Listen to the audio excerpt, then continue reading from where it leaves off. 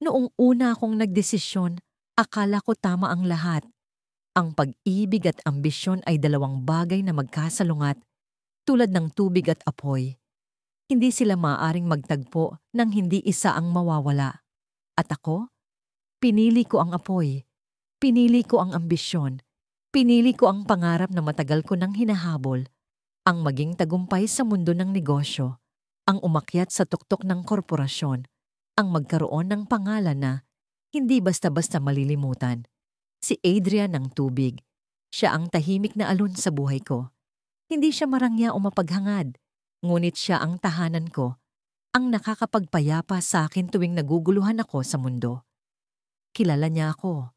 Mula sa maliliit na bagay tulad ng kung paano ko gustong timplahin ang kape ko, hanggang sa mga malalaking pangarap na minsang ikinuwento ko sa kanya habang nakatingin kami sa mga bituin. Siya ang unang naniwala sa akin, ang unang nagsabi na kaya kong abutin ang langit. Pero hindi sapat ang pananampalataya niya para sa akin. Hindi ko alam kung bakit. Pero tuwing iniisip ko ang buhay na maaaring bumuo kami, ang simpleng bahay, ang tahimik na pamumuhay, parang may hinahanap pa akong mas malaki. Parang may bahagi sa akin na natatakot na baka kulang ito, na baka hindi ko maabot ang potensyal ko kung mananatili akong nakatali sa simpleng pangarap. Kaya isang araw, nagdesisyon ako. Adrian, sabi ko sa kanya habang nakaupo kami sa parke. May pagkakataon akong magtrabaho sa isang malaking kumpanya sa Maynila. Isa itong hakbang patungo sa pangarap ko. Ngumiti siya. Masaya ako para sa'yo, pero paano tayo? Ang tanong niya ay parang punyal sa dibdib ko. Paano nga ba kami? Alam ko ang sagot, pero hindi ko kayang sabihin ng diretsyo. Nang gabing iyon, pinili kong magpaalam. Hindi niya ako pinigilan. Tahimik lamang siyang tumingin sa akin. Ang mga mata niya puno ng lungkot na hindi niya binigkas. Tumalikod ako, iniwasan ang tingin niya at iniwan ko siya. Sa Maynila, mabilis ang takbo ng buhay. Hindi ko na halos nararamdaman ang lungkot ng pag-iwan kay Adrian. Ang dami kong kailangang gawin, ang dami kong kailangang patunayan. Unti-unti, narating ko ang mga pangarap ko. Naging manager ako sa isang prestihiyosong kumpanya. Nakilala ako sa larangan ng negosyo. Ang pangalan ko ay lumabas sa mga magasin. Ang larawan ko ay nasa mga pahayagan. At ang kwento ng tagumpay ko ay naging inspirasyon sa iba. Ngunit kahit gaano katayog ang narating ko, may mga gabing tahimik na bumabalik sa akin ang alaala ni Adrian. Ang mukha niya, ang tinig niya, ang paraan ng paghawak niya sa kamay ko tuwing kinakabahan ako. Sa tuwing may tagumpay akong nararating, may bahagi sa akin na nagtatanong, masaya ka ba talaga? At tuwing sinusubukan kong sagutin ang tanong na yon, pakiramdam ko, wala akong sagot. Hanggang sa isang araw, nagkaroon ng reunion ang mga kaibigan namin noong kolehiyo. Ayaw ko sanang pumunta, pero may bahagi sa akin na gustong makita kung nasaan na si Adrian. Gusto kong malaman kung masaya siya, kung nakahanap na siya ng taong mas kaya siyang mahalin ng buo. Isang bagay na alam kong hindi ko nagawa.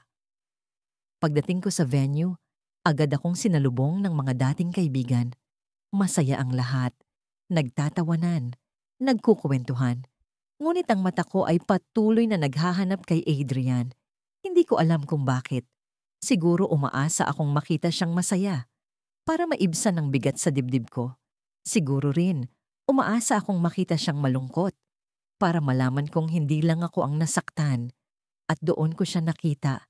Nasa kabilang dulo ng silid. Hindi siya nag-isa. May kasama siyang babae. Maganda, payak, at parang kinang ng kaligayahan ang nasa mga mata. Ang mga mata ni Adrian na minsang puno ng lungkot noong iniwan ko siya, ngayon ay masaya na. Ang ngiti niya ay totoo, hindi pilit. Ang paraan ng paghawak niya sa babae, puno ng pagmamahal. Lumapit ang isa naming kaibigan at sinabi, "Ah, si Adrian. Kakakasal lang nila ni Mia? Ang ganda ng kwento nila. Sila daw ang soulmate ng isa't isa." Soulmate? Ang salitang iyon ay parang martilyo na tumama sa dibdib ko. Hindi ko alam kung paano ko napigilang mapaiyak. Binalikan ko ang lahat ng alaala namin ni Adrian. Ang bawat halik, bawat yakap, bawat pangako. At sa isang iglap, nawala ang lahat. Hindi na ako ang tahanan niya. Hindi na ako ang tubig na bumabalot sa apoy niya. Ngunit ang mas masakit, hindi ko man lang napansin na umiikot ang mundo niya nang hindi na ako bahagi nito. Habang abala kong abutin ng langit, si Adrian ay bumuo ng bagong buhay. Isang buhay na wala akong puwang. Mabilis ang mga araw, parang tangkay ng dahon na nilipad ng hangin. Sa bawat pagising ko, nararamdaman kong lumalayo ako sa nakaraan. Sa kanya, ang buhay ko ngayon ay puno ng agenda, meeting, at deadlines. Napuno ang kalendaryo ko ng mga pangalan ng kliyente, target na sales, at mga lugar na kailangang puntahan. Pero kahit gaano kabisi ang isip ko, may mga oras na tahimik ang paligid at bumabalik ang mga alaala. Hindi ko maitanggi, may kirot pa rin. Huli ko siyang nakita sa isang coffee shop malapit sa opisina. Hindi ko inaasahan ang pagkakataong yon. Parang sinadya ng tadhana na ipakita siya sa akin sa panahong akala ko sigurado na ako sa mga desisyon ko. Hindi ko alam kung ano ang unang naramdaman ko, gulat o kaba. Nakaupo siya sa sulok, may hawak na libro, at tila walang pakialam sa mundo. Ang mga mata niya, na minsan kong minahal, ay puno ng katahimikan. Hindi ko alam kung ako ba ang dahilan ng kapayapaang yon, o kung tuluyan na akong nabura sa mundo niya. Pilit kong nilabanan ang tukso na lumapit, pero hindi ko mapigilan ang sarili kong magmasid. Ang bawat galaw niya ay pamilyar, parang musika na matagal ko nang hindi naririnig, pero alam kong kabisado ko. Napansin kong may kasama siyang babae. Maganda ito. Simple ang ngiti, pero may kakaibang alindog. Naramdaman kong nanigas ang dibdib ko. Hindi ko alam kung selos ba yon o takot na tuluyan na siyang nawala sa akin. Pinili kong umalis bago pa niya ako makita. Sa mga gabing iyon, paulit-ulit kong tinatanong ang sarili ko. Ano ba ang halaga ng tagumpay kung ang puso mo naman ay wasak? Hindi ko yun kayang sagutin, pero alam kong hindi ko na mababawi ang mga desisyon ko noon. Ang bawat pagkakataon na pinili kong mag-overtime sa halip na makipagkita sa kanya, ang bawat pahayag na hindi pwede, may meeting ako, ay naging tulay para lumayo kami sa isa't isa. Ang irony, ang mga pangarap ko ay nagbunga. Ang posisyon ko ngayon ay mataas, respetado, at sobrang pinapangarap ng marami. Sa panlabas na anyo, mukhang matagumpay ako, pero may bahagi sa akin na hindi mapakali. Parang may nawawala. Hindi ko maipaliwanag, pero parang lagi akong hinahanap ng nakaraan. Isang gabi, habang nakatingin ako sa cityscape mula sa bintana ng kondo ko, dumating ang notification ng isang email. Galing ito sa dati kong kaibigan na kilala rin niya. Ang subject line, wedding invitation. Pinindot ko ang email at sa mismong sandaling yon, parang tumigil ang mundo. Nandoon ang pangalan niya, ikakasal na siya. Hindi ko alam kung paano ako hihinga. Hindi ko alam kung ano ang mararamdaman ko. Masaya ba ako para sa kanya? Malungkot ba ako para sa sarili ko? Ang tanging alam ko, bumaha ang mga alaala, ang mga tawanan, ang mga paglalakad namin sa ulan, ang mga pangarap na binuo naming dalawa. Pero sa bandang huli, ako ang pumili na bitawan siya. Ako ang nagdesisyon na ang career ang mas mahalaga. Hindi ko napigilan ang sarili kong mag-reply. Congratulations. Ang tanging isinagot ko, kahit alam kong hindi sapat ang salitang yon para sakupin ang lahat ng nararamdaman ko. Sa likod ng bawat letra, may halong pagsisisi, panghihinayang, at pag-asam ng himala na sana, kahit papaano, hindi pa huli ang lahat. Kinabukasan, nagising ako na parang may bagay akong gustong gawin, pero hindi ko alam kung ano. Sa opisina, kahit nasa harap ako ng laptop, wala akong focus. Sa meeting, kahit nakangiti ako, alam kong hindi ako buo. Sa pagitan ng trabaho at pag-iisip, Nagdesisyon akong puntahan ang lugar kung saan kami madalas mag-usap noon. Isang maliit na park malapit sa kanyang apartment. Pagdating ko roon, malamig ang hangin, pero hindi iyon ang nagpatigil sa akin. Nakita ko siya roon, pero hindi mag-isa. Kasama niya ang babaeng nakita ko sa coffee shop. Masaya silang nag-uusap, nagtatawanan, at para bang wala nang puwang para sa akin sa mundo niya. Parang may bumagsak na bato sa dibdib ko. Naglakad ako palayo. Pero sa bawat hakbang, parang hinihila ako ng paligid pabalik sa kanya. Hanggang sa may narinig akong boses, ang boses niya. Tinawag niya ang pangalan ko. Tumigil ako. Hindi makagalaw, hindi makapagsalita. Nang lumingon ako, nandoon siya, nakatayo, nakangiti, pero may bakas ng pagtataka sa muka. Ikaw nga ba yon? Tanong niya, habang unti-unting lumapit. Hindi ko alam kung ano ang sasabihin ko. Sa likod niya, nandoon ang babaeng kasama niya, nakatingin din pero walang galit. Tanging pagtataka. At sa sandaling iyon, naisip ko, ano nga bang gusto kong mangyari? Ang ulan ay bumuhos ng walang tigil sa labas ng salaming bintana ng opisina ko. Sa likod ng mga papeles at laptop, narinig ko ang mahihinang patak na tila musika ng pagsisisi. Sa loob ng 5 taon, ang buhay ko ay umikot sa pag-akyat sa hagdan ng tagumpay. Nakamit ko ang promosyon, ang mga parangal, at ang posisyon na pinapangarap ng marami. Pero sa bawat tagumpay, may isang bagay akong iniwan, isang tao. Si Leo. Ang pangalan niya ay parang echo sa isipan ko. Paulit-ulit, lalo na sa mga pagkakataong tahimik ang paligid. Noong panahong kami pa, madalas niyang sabihin, hindi mo kailangang piliin ako o ang mga pangarap mo. Kaya kitang suportahan habang nilalabanan mo ang mundo. Pero mali siya. Sa huli, pinili ko ang mundo. Iniwan ko siya, pati na rin ang tahanang binuo namin para sa mas malaking oportunidad sa lungsod. Hindi yon madali. Pero sinabi ko sa sarili ko na iyon ang tama. Mahal ko ang trabaho ko. Mahal ko ang ideya ng tagumpay, ng pagiging independyente, ng pagbuo ng pangalan ko sa industriyang kinabibilangan ko. Ang problema? Mahal ko rin si Leo. Mahal na mahal. Pero sa tingin ko noon, sapat ang pagmamahal niya para maunawaan ang desisyon ko. Hindi ko naisip na ang pagmamahal niya ay may limitasyon, may hangganan. Lumipas ang mga taon at unti-unti siyang nawala sa buhay ko. Hindi ko na naririnig ang boses niya, ang tawanan namin, o ang mga plano niyang puno ng pangarap para sa aming dalawa. Sa una, iniisip ko, okay lang, ganito talaga ang buhay. Pero habang tumatagal, napansin kong may kawalan sa puso ko na hindi napupunan ng kahit anong tagumpay. Umaasa pa rin akong darating ang araw na babalikan niya ako, na magpapakita siya sa pintuan ng opisina ko. Dala ang paborito niyang kape at isang ngiti. Pero hindi yon nangyari. Hindi siya tumawag, hindi siya nag-text, hindi siya nagparamdam kahit kailan. Ang Leo na minahal ko ay parang naging multo na lang ng nakaraan. Hanggang isang araw, habang papunta ako sa isang networking event, bigla kong nakita ang pamilyar na mukha. Si Leo. Kasama niya ang isang babae. Magkahawak kamay habang tumatawa sa harap ng isang coffee shop. Hindi ko alam kung paano ako nakalapit sa kanila. Pero bago ko pa mapigilan ang sarili ko, narinig ko ang boses ko. Leo? Tumigil siya. Tumigil din ang babae na tila nagtataka kung sino ako. Nang makita niya ako, isang saglit na kilala ang bumakas sa mukha ni Leo. Pero iba ang ngiti niya ngayon.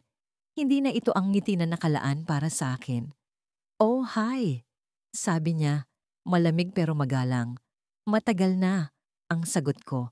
Pilit na pinipigilan ang panginginig ng boses ko. Kamusta ka na? Tumingin siya sa babae na nasa tabi niya bago sumagot. Ayos lang. Ikaw? Tanong niya, pero parang wala siyang pakialam. Okay din. Sagot ko, kahit hindi iyon ang totoo. Ang dami kong gustong itanong sa kanya. Kung masaya ba siya? Kung naalala niya pa rin ako? Kung naisip niya bang balikan ako kahit isang beses? Pero hindi ko magawa. Siya pala si Mia. Sabi ni Leo, ipinakilala ang babae. Tumango si Mia, ngumiti ng bahagya, pero halata ang pag-iingat sa tingin niya. Hi, sagot ko. Pilit na ngumingiti, pero sa loob, parang may pumipigas sa puso ko. Ang Leo na nasa harap ko ay hindi na ang Leo na minahal ko. Hindi na siya ang lalaking naghintay sa akin habang habol ko ang mga pangarap ko. Hindi na siya ang lalaking nagbigay ng lahat para lang masaya ako. Nagpaalam sila pagkatapos ng ilang minuto at nanatili akong nakatayo sa labas ng coffee shop, basang-basa ng ulan. Sa unang pagkakataon, naramdaman ko ang bigat ng mga desisyon ko. Hindi ko alam kung pagmamalaki o kahibangan ang nagtulak sa akin na piliin ang career ko kaysa sa kanya. Pero ang sigurado ko, mali ang iniwan ko. Pagbalik ko sa opisina, sinubukan kong ibalik ang focus sa trabaho. Pero hindi ko maitapon ang imahe ni Leo at Mia. Nag-scroll ako sa social media, hindi ko alam kung ano ang hinahanap ko. Hanggang sa makita ko ang isang post na nagpaikot ng mundo ko. Isang litrato. Si Leo at si Mia, nakangiti, magkahawak kamay, may caption na, "Excited for our wedding next month." Parang tumigil ang oras. Hindi ko alam kung anong naramdaman ko. Galit? Lungkot? Inis sa sarili? Pero higit sa lahat, alam ko na ang katotohanan. Wala na siyang espasyo sa buhay ko. At sa huli, ako ang may kasalanan. Sa loob ng isang linggo, halos hindi ko na binubuksan ang aking social media. Pinili kong huwag tingnan ang mga litrato o mga update na maaaring magdulot sa akin ng kung anumang panghihinayang. Ang trabaho ko sa opisina ay patuloy na umaakyat sa antas ng kahirapan at responsibilidad. Ngunit hindi ko ito pinapansin. Ito ang pinili ko. Paulit-ulit kong sinasabi sa sarili. Walang lugar ang emosyon sa mundong ito.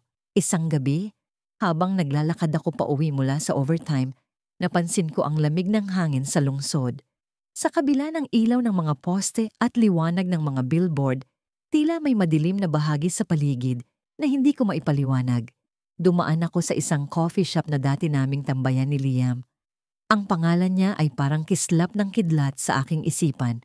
Biglaan, masakit, at mahirap iwaksi. Naaalala ko pa ang mga gabing magkasama kami roon. Simpleng usapan lang ang meron kami.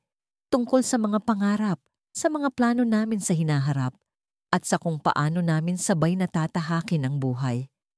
Pero sa bawat paglipas ng oras, unti-unting nawala ang sabay sa aming mga pangarap. Ako ang unang bumitaw. Ako ang unang pumili ng sarili kong landas. Habang naglalakad, biglang tumunog ang telepono ko. Hindi ko inaasahan ang tawag mula sa isang dating kaibigan. "Uy, nakita mo ba yung post ni Liam?" Tanong niya. May halong pananabik sa boses. Hindi ko alam kung bakit, pero bigla akong kinabahan. "Hindi pa," sagot ko. Pilit kong pinapakalma ang sarili. "Bakit? Ano meron?" "Ikinasal na siya," sagot niya sa wakas. Para akong binuhusan ng malamig na tubig. Hindi ko alam kung ano ang dapat kong maramdaman. Ang damdamin ko ay parang alon, hindi mapigil, hindi maipaliwanag. Ang ganda ng babae, sobrang bagay sila. Dagdag pa ng kaibigan ko na parang sinadyang ipamukha sa akin ang katotohanang wala na akong puwang sa buhay ni Liam. Pagka-uwi ko, hindi ko mapigilan ang sarili kong tingnan ang mga litrato. Ang ngiti niya, ang kasiyahan sa mukha niya, ang paraan ng paghawak niya sa kamay ng kanyang bagong asawa. Lahat ng ito ay nagsisigaw ng isang bagay. Masaya na ako. Kahit wala ka, naupo ako sa kama, hawak ang telepono. Hindi ko namalayang tumutulo na pala ang luha ko. Hindi ako umiyak dahil sa selos.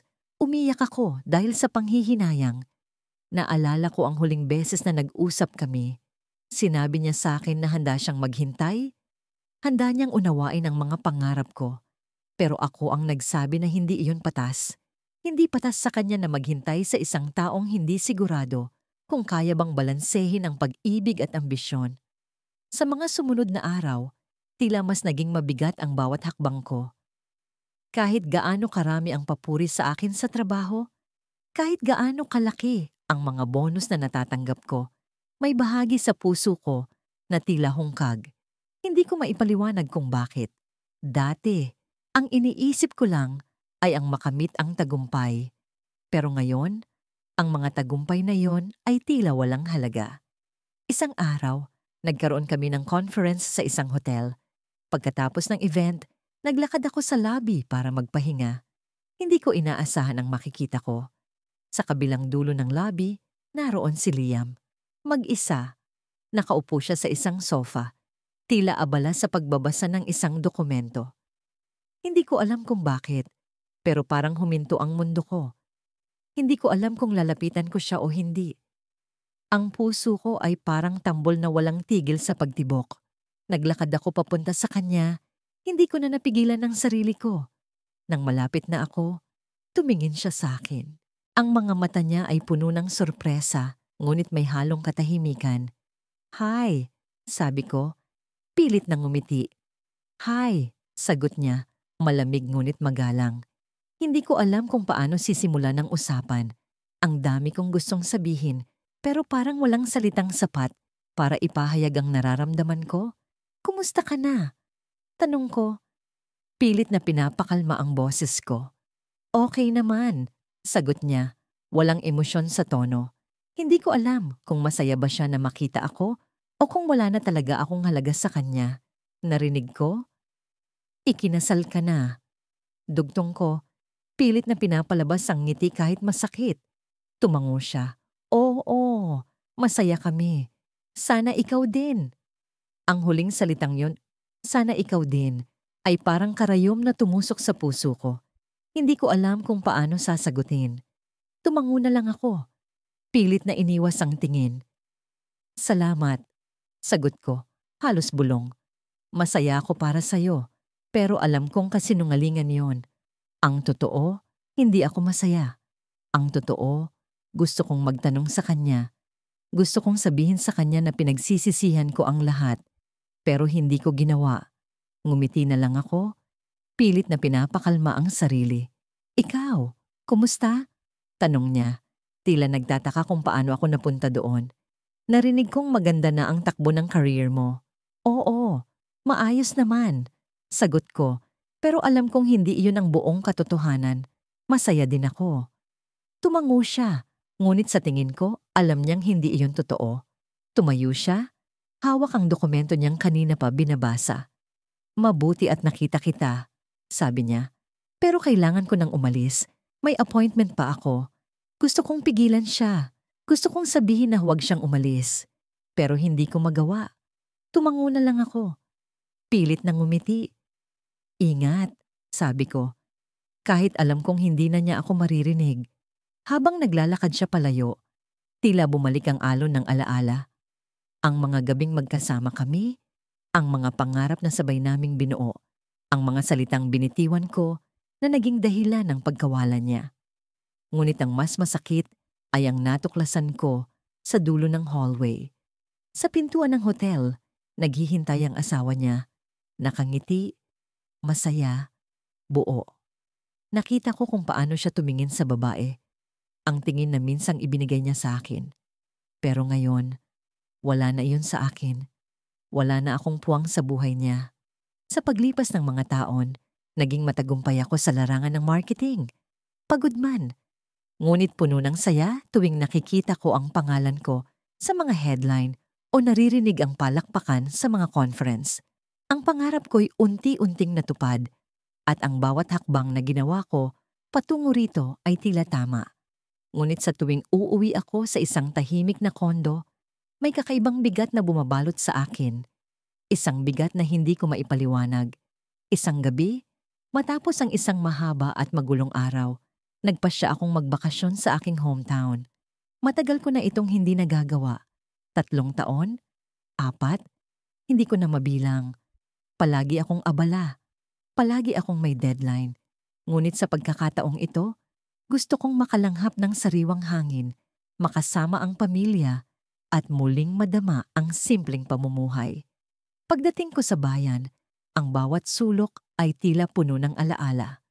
Ang maliit na tindahan sa kanto, ang plaza kung saan kami madalas maglakad tuwing hapon, at ang lumang coffee shop na naging saksi sa maraming pag-uusap na nagbigay kulay sa buhay ko noon. Hindi ko alam kung bakit, pero parang hinahatak ako ng bawat lugar pabalik sa nakaraan. Sa unang umaga ko roon, naglakad ako sa plaza. Naramdaman ko ang init ng araw sa aking balat, ang malamig na simoy ng hangin, at ang tunog ng mga ibon na tila umaawit. Para bang may kakaibang enerhiya sa lugar na yon. Parang may pinipilit itong ipaalala sa akin. Napatingin ako sa bench na malapit sa fountain. Nandito kami noon. Siya, ako, ang mga pangarap namin. Biglang bumilis ang tibok ng puso ko nang makita ko siya. Nakatayo siya sa kabilang bahagi ng plaza, hawak ang kamay ng isang bata. Hindi ko siya inaasahan, hindi ko siya hinahanap, ngunit naroon siya at tila pinaku ako ng paningin ko sa kanya. Hindi ko alam kung anong gagawin ko. Lalapit ba ako? Magpapakita ba ako? O magtatago? Ngunit bago pa ako makapagdesisyon, napansin niya ako. Ang mga mata niya ay nagkaroon ng bahagyang kilala. Parang hindi siya sigurado kung ako nga ba ito. Ngunit nang ngumiti ako, naramdaman ko ang pagbalik ng lahat ng alaala. Lumapit siya. Ang bata ay mahigpit na nakahawak sa kamay niya. Hindi ko alam kung anong sasabihin ko. Wala akong naihanda. Andrea, tawag niya sa pangalan ko. Ang simpleng pagbigkas niya nito ay nagdala ng bigat sa puso ko. Parang may matagal nang nakatago sa dibdib ko na biglang nanumbalik. Mark, sagot ko. Pilit na ngumiti, ngunit hindi ko maikubli ang tensyon sa mukha ko. Ang tagal na. Oo nga, sagot niya, ngunit may kung anong kakaibang tono sa boses niya. Hindi ito galit, hindi rin ito masaya. Parang may halong lungkot at pagtanggap. Ang bata sa tabi niya ay ngumiti sa akin. Inosente ang mga mata. Papa, tawag nito sa kanya. At para bang may sumabog sa loob ko. Papa, hindi ko alam kung bakit ako nasaktan. Hindi ko alam kung bakit biglang bumigat ang mundo ko sa narinig ko. Akala ko, sa mga nakalipas na taon, natanggap ko na ang lahat ng desisyon ko. Akala ko, ang mga pangarap ko ang magbibigay sa akin ng tunay na kaligayahan. Ngunit heto ako, nakatayo sa harap niya, at parang may kung anong bahagi ng sarili ko ang nawawala. May anak ka na pala, sabi ko. Pilit na pinanatili ang boses ko na kalmado. Oo, sagot niya, at may ngiti sa labi niya. Ngiti na puno ng pagmamahal. Si Liam, 5 taon na siya. 5 taon. Ang huling beses na nagkita kami ay 5 taon na ang nakalipas. Ang huling beses na sinabi niya sa akin na mahal niya ako, at ang huling beses na sinabi kong hindi ko siya pipiliin dahil mas mahal ko ang pangarap ko. Hindi ko alam kung anong sasabihin ko pa. Ang mga salita ay tila nagtatago sa likod ng bibig ko. Pero bago ko pa mahanap ang tamang sagot, may dumating na babae. Maganda siya. Simple, ngunit elegante. Lumapit siya kay Mark at kay Liam, may hawak na grocery bag. Hi! Bati niya sa akin, medyo nagtataka, ngunit magalang. Andrea, si Mia, sabi ni Mark. Asawa ko. Parang tumigil ang oras. Asawa. Hindi ko alam kung bakit mas masakit ito kaysa sa narinig kong Papa. Pero heto na ang katotohanan, malinaw at hindi maitatanggi. Ang lalaking iniwan ko para sa pangarap ko ay nakahanap ng bagong buhay, ng bagong pamilya. At ako? Ako'y narito. Nagtataka kung tama ba talaga ang desisyon ko. Nice to meet you, sabi ko kay Mia, pilit na ngumiti. Ngunit ang puso ko'y nagkakabitak-bitak na tila baso na nahulog sa sahig. Mukhang busy ka pa rin sa trabaho, sabi ni Mark, at may bahagyang pag-alala sa tono niya. Para bang alam niyang hindi ako lubos na masaya. Oo, sagot ko. Maraming deadlines. Alagaan mo ang sarili mo, sabi niya. At ang mga salitang iyon ay tila may bigat na hindi ko maintindihan. Para bang may nais siyang sabihin, ngunit pinili niyang huwag. Nagpaalam sila pagkatapos at naiwan ako sa plaza, mag-isa. Ang araw ay patuloy na sumikat, ang hangin ay patuloy na umihip. Ngunit ang mundo ko ay tila tumigil. Sa pagkakataong iyon, Napagtanto ko ang isang bagay. Maaaring naabot ko ang lahat ng pangarap ko. Ngunit may parte ng sarili ko na hindi ko kailanman mabubuo ulit. At ang twist, hindi ko lang siya iniwan para sa career ko. Iniwan ko rin ang pagkakataon kong maging masaya. Nakatitig ako sa kalendaryo sa dingding ng aking opisina habang pilit kong iniintindi ang mga salitang nakasulat sa report na nasa harapan ko. Sa bawat segundo na lumilipas, parang bumibigat ang dibdib ko. Kahit pa wala namang dahilan, ang dami kong dapat tapusin. Conference calls, mga email na hindi pa nasasagot, at isang presentation na kailangang magmukhang perpekto sa harap ng board of directors. Pero sa likod ng lahat ng ito, isang tanong ang hindi maalis sa isip ko. Ano bang nangyari sa buhay ko? 2 taon na ang nakalipas mula nang piliin kong bitawan si Marco. Siya ang taong nagparamdam sa akin ng mundong mas malambot kaysa sa mga spreadsheet at mga deadline. Pero sa panahong iyon, mas importante sa akin ang mga pangarap ko. Ang pagiging isang corporate manager, ang reputasyon, ang kasikatan. Iniwan ko siya sa isang tagpo na hindi ko makakalimutan. Sa ilalim ng ilaw ng poste, habang hawak niya ang mga rosas na nabili niya para sa akin, hindi niya sinabi kahit ano. Nakatitig lang siya, pero alam kong nasasaktan siya. Nangako akong tatawagan ko siya, pero hindi ko ginawa. Ngayon, narito ako sa tuktok ng mundo. May sariling opisina, malaki ang sweldo, isang apartment na may view ng city skyline. Pero bakit parang ang tahimik? Ang tahimik na tila may kulang, na parang ang bawat tunog ng keyboard ay hindi sapat para punan ng espasyo sa paligid ko. Sa gitna ng pag-iisip, tumunog ang telepono ko. Private number. Saglit akong nag-alangan, pero sinagot ko rin. Hello? Bakit hindi mo sinubukan kahit minsan?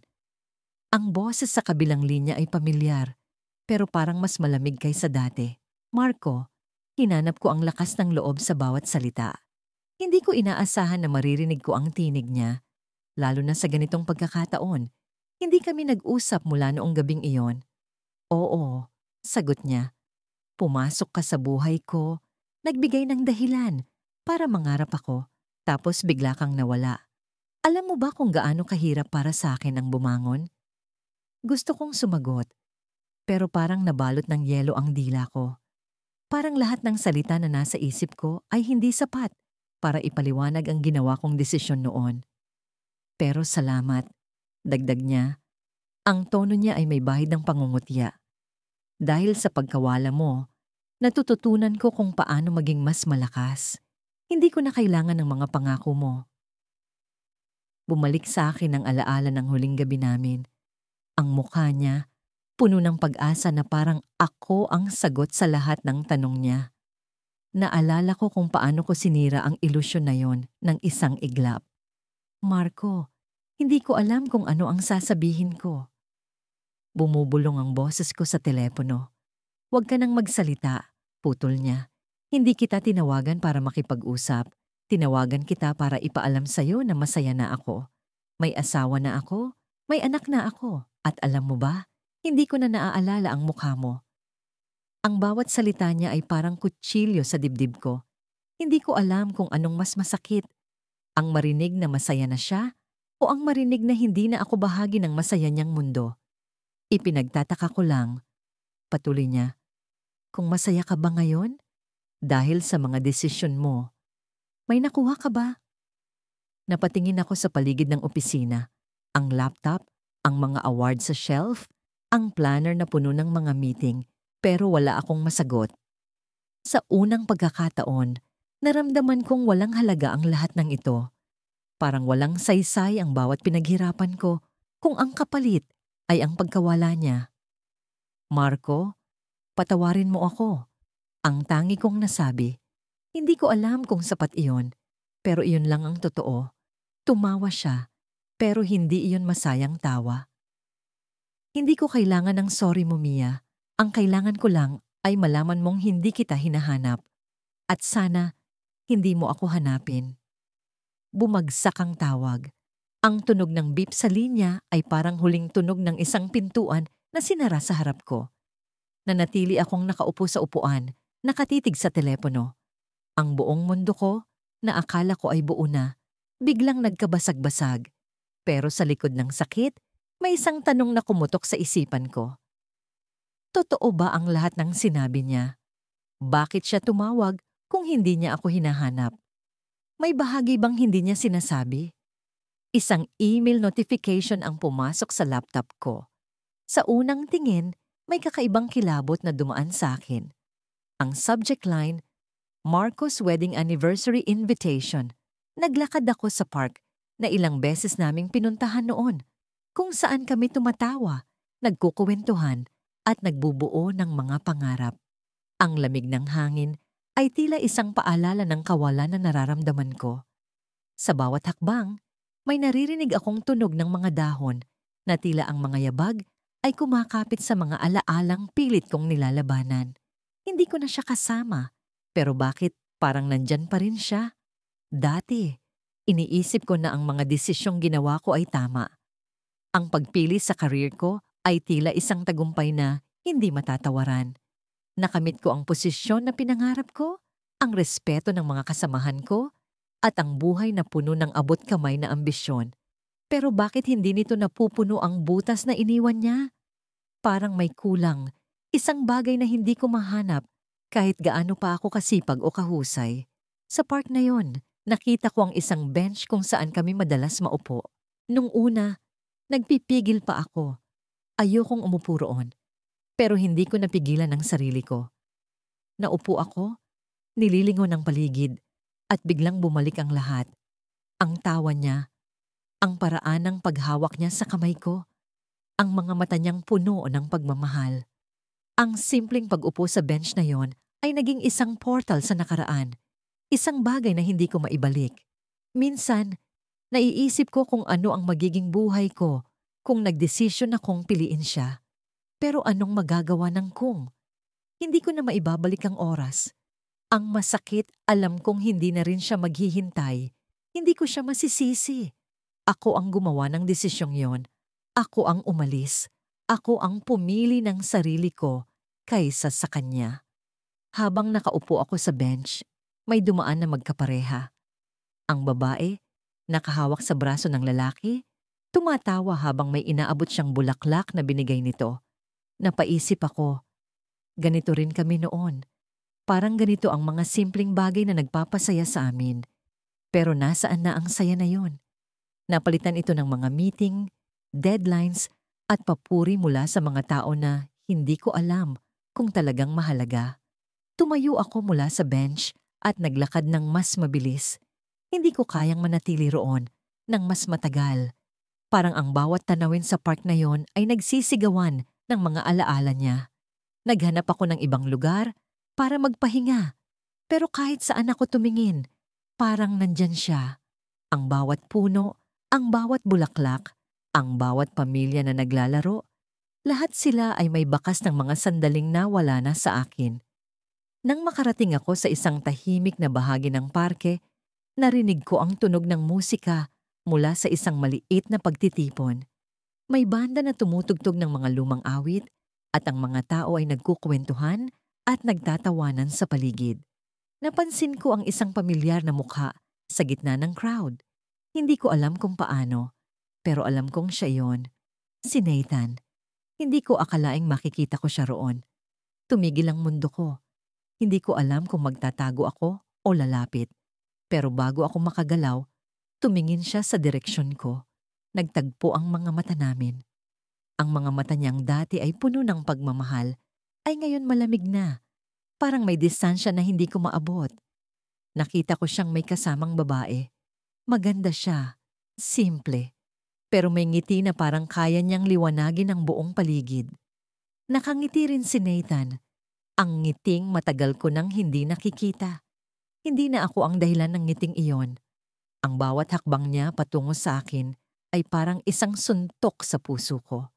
Hindi ko alam kung kaya ko siyang harapin, pero hindi ko rin kayang tumakbo. Nang huminto siya sa harapan ko, saglit siyang ngumiti. Hindi ko alam kung ano ang ibig sabihin ng ngiting iyon.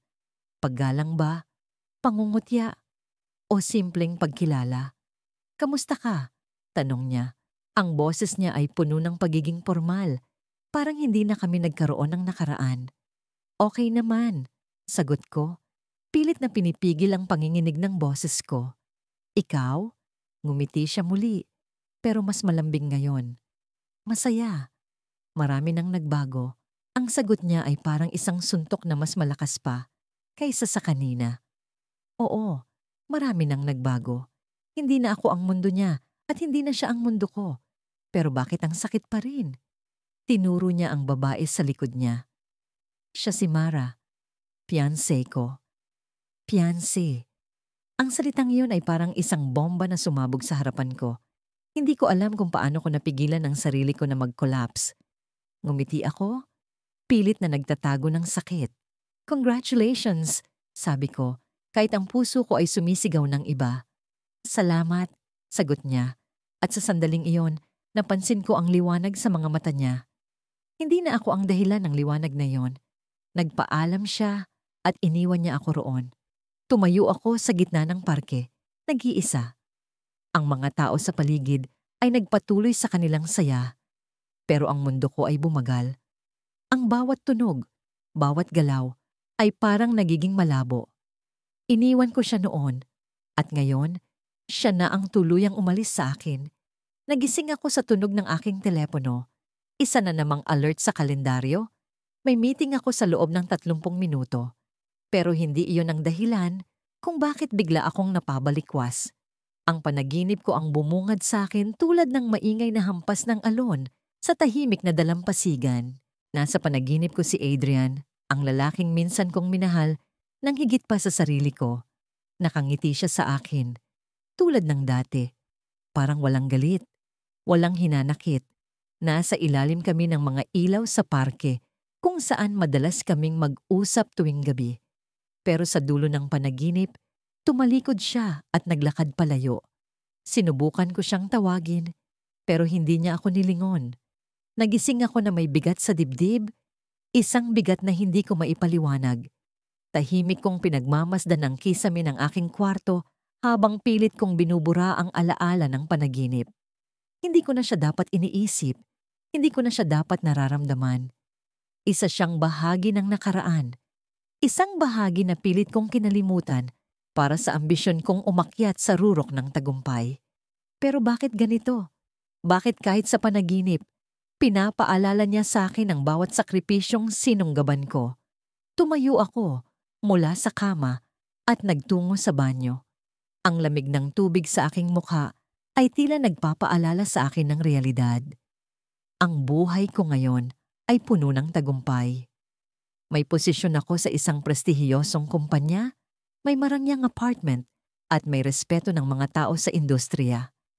Pero sa likod ng lahat ng yon, may tanong na hindi ko maalis sa isipan. Sulit ba ang lahat ng ito? Habang nagbibihis, naisip ko ang huling pagkakataon na nakita ko si Adrian. Magulo ang gabing iyon. Nasa isang maliit na kainan kami. Ang paborito naming tambayan. Masaya kaming nag-uusap tungkol sa mga plano niya. Gusto niyang magtayo ng sariling negosyo. Isang maliit na cafe sa tabi ng dagat. Simpleng pangarap, pero punong-puno ng pag-asa. Tinanong niya ako kung ano ang plano ko. Sinabi ko sa kanya na may job offer ako sa ibang bansa, isang oportunidad na hindi ko kayang tanggihan. Tamang panahon lang, Adrian. Kapag naabot ko na ang mga pangarap ko, babalik ako. Sabi ko sa kanya. Pilit na ngumiti para mabawasan ang bigat ng sinabi ko. Pero hindi iyon ang sagot na gusto niyang marinig. Alam ko yun sa paraan ng pagtingin niya sa akin. May lungkot sa kanyang mga mata. Pero hindi siya nagalit.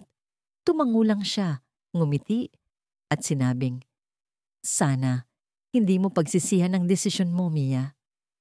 Iyon ang huling beses na nakita ko siya. Hindi na siya tumawag, hindi na siya nagparamdam. Siguro, alam niyang hindi ko na siya kayang bigyan ng espasyo sa buhay ko. At siguro, iyon ang pinakamabuting ginawa niya para sa sarili niya. Ang umiwas sa isang taong hindi kayang pumili sa pagitan ng pag-ibig at ambisyon. Sa opisina, abala ako sa mga papeles, sa mga tawag, sa mga email. Pero sa likod ng bawat tagumpay, Naroon ang tanong na tila isang multo. Ano kaya kung hindi ko siya iniwan? Paano kaya kung pinili ko siya? Bigla akong natigilan nang may dumaan sa harapan ng glass wall ng aking opisina. Isang lalaking pamilyar ang anyo. Matangkad, may simpleng suot, may dalang laptop. Parang kilala ko siya, pero imposible. Hindi maaring si Adrian yon. Hindi siya ang tipo ng tao na papasok sa ganitong corporate na kapaligiran. Dali-dali akong tumayo at lumabas ng opisina. Sa hallway, hinanap ko ang lalaki, pero wala na siya. Siguro, imahinasyon ko lang. Siguro, naglalaro lang ang isip ko dahil sa panaginip earlier. Pero hindi ako mapakali. Tinawagan ko ang sekretary ko.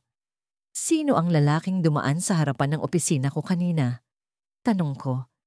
Pilit na pinapanatili ang kalmadong tono ng boses. Si Mr. Reyes. Bagong consultant natin. Nakipag-meeting siya sa board kanina. May proposal siya para sa isang project. Reyes, hindi Adrian. Hindi siya. Hindi maaring siya. Pero may kakaibang pakiramdam akong hindi maalis.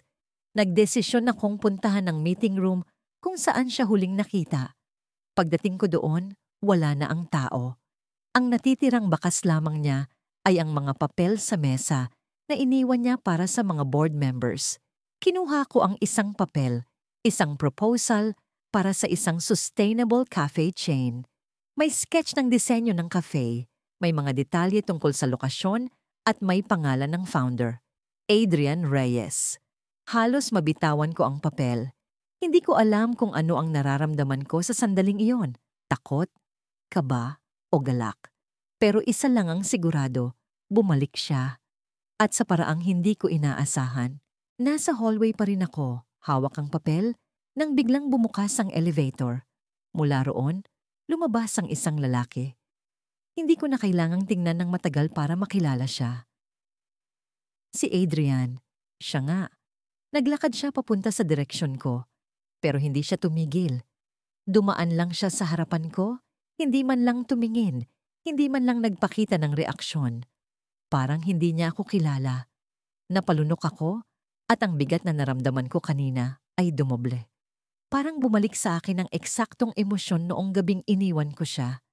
Pero ngayon, siya ang tumalikod. Siya ang hindi lumingon. Pinagmasdan ko ang aking reflection sa salamin habang nasa isang high-end na opisina sa gitna ng Makati.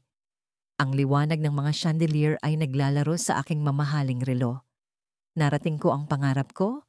Naging direktor ako ng isang prestihiyosong kumpanya at ang pangalan ko'y laging binabanggit sa mga business events. Hindi na ako ang simpleng babaeng nagpaplansya ng blouse para sa job interview. Ako na ang hinahangaan, ang iniidolo. Ngunit bakit parang may bigat sa dibdib ko tuwing nag-iisa ako? Muli kong naalala si Marco. Ang mga mata niyang laging puno ng pag-unawa. Ang ngiti niyang tila laging nagsasabing, "Kaya mo yan." Siya ang unang naniwala sa akin noong walang ibang nakakakita ng potensyal ko. Ngunit siya rin ang unang nasaktan nang piliin kong iwan siya para sa career ko. Walang drama noong huling pag-uusap namin. Tanging tahimik na mga salita ang binitiwan. Sinabi ko sa kanya, "Hindi kita kayang unahin." At tinanggap niya iyon. Hindi siya nagpilit. Hindi siya nagtanong. Pero ang sakit ng kanyang mga mata, iyon ang hindi ko malilimutan. Ngayon, 6 na taon na ang nakalipas. Hindi na kami muling nag-usap. Wala na akong balita sa kanya. Sa totoo lang, iniwasan kong hanapin siya. Bawat tagumpay ko ay tila paalala na tama ang desisyon kong mag-focus sa career. Ngunit bawat gabi, tuwing tapos na ang meeting, tuwing tahimik ang kwarto, hindi ko maiwasang isipin, kumusta kaya siya? Isang gabi, habang nagsusuri ako ng mga dokumento sa opisina, biglang tumunog ang aking telepono. Isang hindi pamilyar na numero ang naka-flash sa screen. Nag-alangan ako sagutin, ngunit sa huli pinindot ko ang green button. "Hello?" Tanong ko, bahagyang iritado. "Bella?" Pamilyar ang boses, halos mahulog ang telepono ko. "Si Marco." "Bakit ka tumawag?" Tanong ko, pilit pinapanatiling matatag ang tono ko. Pero sa loob ko, nagkakagulo ang lahat. Ang mga alaala, ang mga tanong, ang mga damdamin. May gusto lang akong sabihin. Anya, hinigpitan ko ang hawak sa telepono, ngunit nanatili akong tahimik. Salamat sa lahat. Sa mga tao na magkasama tayo, natutunan kong mahalin ang sarili ko. Hindi ko yun magagawa kung hindi mo ako iniwan. Parang may sumabog sa loob ko. Hindi ko alam kung dapat ba akong masaktan o matuwa. Marco, anong ibig mong sabihin? Napagtanto ko na hindi ko kayang ipilit ang sarili ko sa buhay mo noon. At tama ka, hindi mo ako kayang unahin. Kaya natutunan kong mag-move on. At ngayon, masaya na ako. May asawa na ako, Bella. At may anak na rin. Biglang nag-iba ang mundo ko. Ang dating tahimik na opisina'y tila naging isang napakagulong lugar. Ang mga papel sa lamesa ko'y nagmistulang walang saysay. Ang tunog ng air conditioning ay parang dagundong ng bagyo. Masaya ako para sa'yo, sagot ko, kahit parang may sumasakal sa akin. Bella, patuloy niya, alam kong hindi na tayo magkakaroon ng espasyo sa buhay ng isa't isa, pero gusto ko lang malaman mo na pinatawad na kita at pinatawad ko na rin ang sarili ko. Pinatawad niya ako? Hindi ko alam kung dapat ba akong huminga ng maluwag o lalo pang magtago sa likod ng aking ambisyon. Salamat, sagot ko, halos pabulong. Bago pa ako makapagsalita pa, narinig ko ang boses ng isang bata sa background. Daddy! Daddy! Tawag ng bata. At ang sagot ni Marco, sandali lang, anak. Isang simpleng palitan ng salita, ngunit parang pinunit ang puso ko. Siya na ang taong tumutok sa akin noon. Ngayon, may ibang tao na siyang inuuna. Hindi na ako ang sentro ng mundo niya. At sa huling pagkakataon, narinig ko ang boses niya. Bella, mag-ingat ka palagi. Pagkatapos, ay nawala na ang linya. Tumitig ako sa telepono. Parang umaasa sa isang milagro na tatawag siyang muli. Nababawiin niya ang lahat ng sinabi. Ngunit hindi iyon nangyari. Sa halip, ang katahimikan ang tanging naiwan. Kumuha ako ng baso ng tubig at umupo sa sofa. Iniisip ko kung bakit ganoon kasakit ang nararamdaman ko. Ako ang pumili ng landas na ito. Ako ang nagdesisyon na iwan siya. Wala akong karapatan para maramdaman ng ganitong klaseng kalungkutan. Tama ba? Ngunit sa kabila ng lahat ng tagumpay, ng lahat ng papuri, ng lahat ng naabot ko, napagtanto ko. Siya ang parte ng buhay ko na hindi ko kailanman napunan. Ang espasyo na iniwan niya ay naging isang malalim na hukay na kahit anong tagumpay ay hindi kayang takpan. Kinabukasan, nagdesisyon akong magbakasyon. Hindi ko alam kung saan ako pupunta, ngunit alam kong kailangan kong lumayo. Kailangan kong makahanap ng sagot sa tanong na matagal ko nang iniiwasan. Ano nga ba ang halaga ng lahat ng ito kung wala ang taong mahal mo? Habang iniimpake ang aking mga gamit, may natagpuan akong lumang litrato sa ilalim ng drawer. Kami ni Marco, nasa isang lumang parke, magkahawak kamay. Sa likod ng litrato'y may sulat. Ang tagumpay ay hindi nasusukat sa kung anong naabot mo, kundi sa kung sino ang kasama mo sa bawat hakbang. Biglang tumulo ang luha ko at sa isang iglap, nagbago ang plano ko. Tumawag ako sa travel agent. Hindi na ako pupunta sa beach. Sabi ko, gusto ko pumunta sa lugar kung saan nagsimula ang lahat. Naghanda ako ng tiket papunta sa probinsya kung saan unang nag-cruise ang landas namin ni Marco. Ngunit sa kabila ng desisyong iyon, isang tanong ang hindi ko matakasan. Ano ang gagawin ko kapag nakaharap ko siya? Sa loob ng isang dekada, pinanday ko ang sarili kong mundo. Isang mundong punong-puno ng tagumpay, pangalan, prestihiyo, at walang espasyo para sa kahit ano pang bagay na maaring makagambala. Ang bawat araw ko'y nakaplano, ang bawat hakbang ko'y sinadya, walang lugar para sa pagkakamali, walang oras para sa pag-ibig. Akala ko noon, sapat na yon. Akala ko, kaya kong mabuhay nang wala siya. Siya, si Daniel. Ang lalaking minsan kong pinangarap na makasama habang buhay. Ang lalaking iniwan ko para sa mga pangarap kong mas mataas pa sa mga ulap. Hindi kita kayang mahalin ng kalahati lang. Sabi ko sa kanya noong gabing yon, kailangan kong piliin ang sarili ko. Hindi siya sumagot. Nakatingin lang siya sa akin. Tila binabasa ang bawat galaw ng mukha ko. Hinahanap ang bahid ng pagsisisi.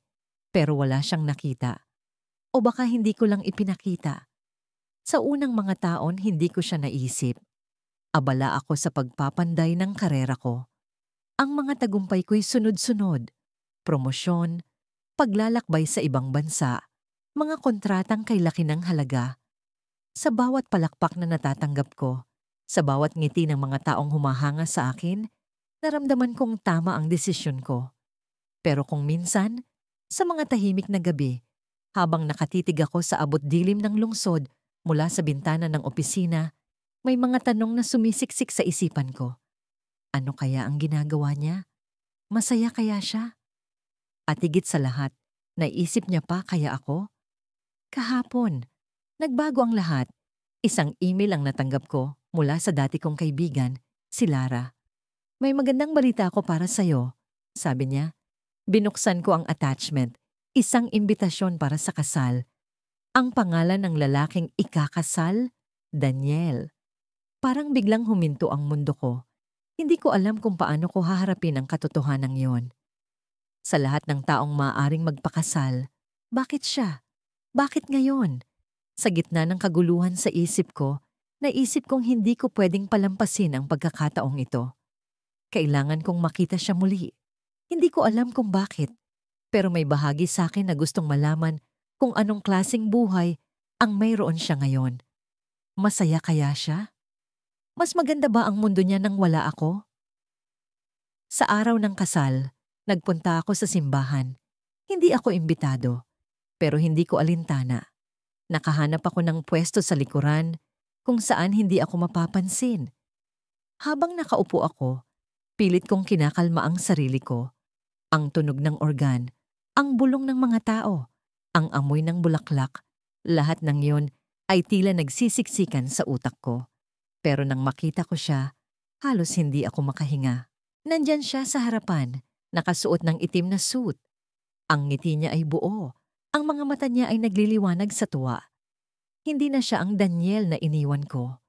Maganda ang babae sa tabi niya, ang kanyang magiging asawa. Nakikita ko sa mga mata nila ang pag-ibig na minsan naming pinangarap, pero hindi ko binigyan ng pagkakataong mamukadkad. Habang naglalakad ang bride sa aisle, hindi ko naiwasang magbalik tanaw. Naalala ko ang mga araw na magkasama kami ni Daniel, ang mga tawanan namin, ang mga pangakong binitiwan namin sa ilalim ng bituin. Lahat ng iyon, nawala dahil sa isang desisyon. Isang desisyong pinanindigan ko, pero ngayon ay tila bumabalik para parusahan ako. Nagsimula ang seremonya. Ang bawat salita ng pari ay tila dagok sa puso ko. Ang pag-ibig ay sakripisyo, sabi niya. Ang pag-ibig ay pagpili. Parang ako ang kinausap niya. Pinili ko ang sarili ko. Pinili kong iwan si Daniel. Pero ngayon, narito ako, nanonood habang pinipili niya ang iba. Nang dumating na ang bahagi ng panata, tumayo ako. Hindi ko na kayang manatili. Sa bawat hakbang ko papalayo, nararamdaman ko ang bigat ng bawat taon na pinalipas ko nang wala siya. Ngunit bago ako tuluyang makalabas ng simbahan, narinig ko ang boses ni Daniel. Sandali lang, sabi niya. Hindi ko alam kung bakit, pero huminto ako. Tumalikod ako at nakita ko siyang nakatingin sa akin. Hindi ko alam kung paano niya ako napansin, pero sa sandaling iyon, parang bumalik ang lahat. Ang sakit, ang mga alaala, ang mga tanong na hindi nasagot. Hindi siya nagsalita. Tumango lang siya. Isang simpleng galaw na puno ng kahulugan. Parang sinasabi niya, alam ko, alam niyang naroon ako. Alam niyang iniwan ko siya. Alam niyang hindi ko siya nakalimutan. Lumabas ako ng simbahan na may mabigat na puso. Ang huling tanaw na yon ni Daniel ang nagbigay ng sagot sa lahat ng tanong ko. Wala na akong lugar sa buhay niya. At sa wakas, tinanggap ko ang katotohanan yon. Pero sa bawat pagtanggap, may kapalit, isang sugat na hindi kayang hilumin ng tagumpay, ng karera, ng kahit ano pa. Pagdating ko sa kotse, may kung anong bagay na naiwan sa windshield, isang maliit na sobre. Binuksan ko ito at bumungad ang isang piraso ng papel. Isa lang ang nakasulat. Kung minsan, ang mga bagay na iniwan ay bumabalik para ipaalala kung ano ang tunay na mahalaga. Habang nakatingin ako sa malamlam na liwanag ng buwan mula sa bintana ng aking kondo, hindi ko maiwasang maalala ang araw na huli kaming nagkita. Si Adrian, ang lalaking iniwan ko para sa pangarap kong maging matagumpay sa corporate world. Sa bawat paghinga ko, tila bumibigat ang dibdib ko at sa bawat pagsiklab ng alaala, parang may kutsilyong unti-unting sumusugat sa puso ko. Hindi ko alam kung bakit, pero sa gabing ito, parang ang bawat sulok ng kwarto ay dinadalhan ako ng presensya niya na para bang hindi siya kailanman umalis. Nasa kalagitnaan ako ng buhay na pinili kong tahakin, isang buhay na puno ng tagumpay. Executive na ako sa isa sa pinakamalaking kumpanya sa bansa. May sariling kondo, mamahaling sasakyan, at mga designer na damit. Ngunit ang tahimik na gabi ay tila sumisigaw ng kawalan, ng kakulangan. Isang puwang na hindi kayang punuan ng anumang insentibo o bonus mula sa trabaho. Naisip ko, ito ba ang buhay na talagang pinili ko? Ang buhay na iniwan ko siya para makamtan? Ang araw na iyon, 5 taon na ang nakalipas, ay malinaw pa rin sa akin. Sa isang maliit na coffee shop kami nag-usap. Sinabi ko sa kanya na hindi ko kayang pagsabayin ang relasyon namin at ang ambisyon ko. Alam kong masakit iyon para sa kanya. Nakita ko ang sakit sa kanyang mga mata, ang mga tanong na hindi niya mabigkas. Pero hindi siya nagmakaawa, hindi siya nagalit. Tumango lang siya at sa huling pagkakataon, hinawakan niya ang kamay ko. Ang init ng palad niya ay tila nagsusumamo, nagsasabing, huwag ko siyang bitawan. Ngunit binitiwan ko siya, iniwan ko siya, ang pagmamahal niya, ang mga pangarap namin para sa isa't isa. Ang bawat hakbang ko paalis sa coffee shop na yon ay parang isang martilyo sa dibdib ko. Pero pilit kong sinabihan ng sarili ko na tama ang desisyon ko. Ngunit ngayon, sa kabila ng lahat ng nakuha ko, parang may isang bahagi ng buhay ko na hindi ko mahanap. Parang may isang kwarto sa puso ko na nananatiling walang laman. At sa gabing ito, habang nakaupo ako sa tabi ng bintana, isang desisyon ang sumulpot sa isip ko. Hindi ko alam kung tama ito, pero hindi ko na kayang magtanong. Tumayo ako, kinuha ang telepono, at hinanap ang pangalang matagal ko nang hindi nakikita. Adrian. Ang mga daliri ko ay nanginginig habang tinitipa ang numero niya. Hindi ko alam kung sagutin niya ang tawag ko. Hindi ko alam kung may puwang pa siya para sa akin. Pero ginawa ko pa rin. Sa unang ring, halos tumigil ang puso ko. Sa pangalawa, tila bumagal ang oras. Sa pangatlo, narinig ko ang boses niya. Hello? Ang simpleng salitang yon ay parang kidlat na tumama sa akin. Pareho pa rin ang tono ng boses niya, malumanay, puno ng init, ngunit may bahagyang distansya. Adrian, ako ito. Ang sabi ko, halos pabulong. Hindi agad siya sumagot. Narinig ko lang ang mahina niyang paghinga sa kabilang linya, na parang sinusukat kung tama bang kausapin ako. Kamusta ka na? Dagdag ko, pilit na nagpapakilala ng kalmadong tono kahit ang puso ko'y nagwawala sa kaba. Lia. Ang sagot niya. Mabagal, ngunit diretsyo. Matagal na, ah? Hindi ko alam kung paano ipapaliwanag ang damdamin ko sa sandaling iyon. Ang pangalan ko mula sa bibig niya ay parang musika na matagal kong hinanap. Ngunit kasabay nito ay ang bigat ng alaala, ang sakit ng mga taong iniwan ko siya. Gusto kong makita ka, bigla kong sabi. Hindi ko na naisip kung tama bang sabihin niyon. Wala na akong pakialam. Ang tanging mahalaga ay marinig niya ang hangarin ko. Hindi ko alam kung magandang ideya yan, Lia. Sagot niya, malamig, ngunit hindi galit. may asawa na ako. Ang mga salitang iyon ay parang malaking bato na bumagsak sa puso ko. Parang bigla akong nalunod sa dagat ng katotohanan. Hindi ko alam kung ano ang sasabihin. Ang panahong lumipas, ang mga desisyon kong ginawa, lahat ng iyon ang nagdala sa akin sa puntong ito. At ngayon, wala na akong lugar sa buhay niya. Ang puwang na iniwan ko ay napunan na ng ibang tao. Sa kabila ng sakit, pinilit kong ngumiti. Kahit hindi niya kita, pilit kong ipinaramdam ang pagbibigay ko sa sitwasyon. Masaya ako para sa'yo, ang sabi ko, kahit ang boses ko ay halos masira sa bawat salita. Salamat sa pagsagot sa tawag ko. Mabilis kong binaba ang telepono, hindi ko na hinintay ang sagot niya. Tiningnan ko ang paligid ng kondo ko, ang mga mamahaling gamit, ang tagumpay na inakala kong magbibigay ng kasiyahan sa akin. Ngunit sa sandaling iyon, parang wala itong halaga. Ang buhay na pinili ko, ang lahat ng ambisyon ko, ay nagdala sa akin sa isang lugar na puno ng tagumpay, ngunit walang Adrian. At sa gabing ito, sa ilalim ng malamlam na buwan, naramdaman ko ang pinakamalaking kabiguan sa buhay ko. Hindi ang hindi ko naabot ang pangarap, kundi ang pagkawala ng pagkakataong makasama siya. Sa likod ng aking isip, isang tanong ang paulit-ulit na bumabalik.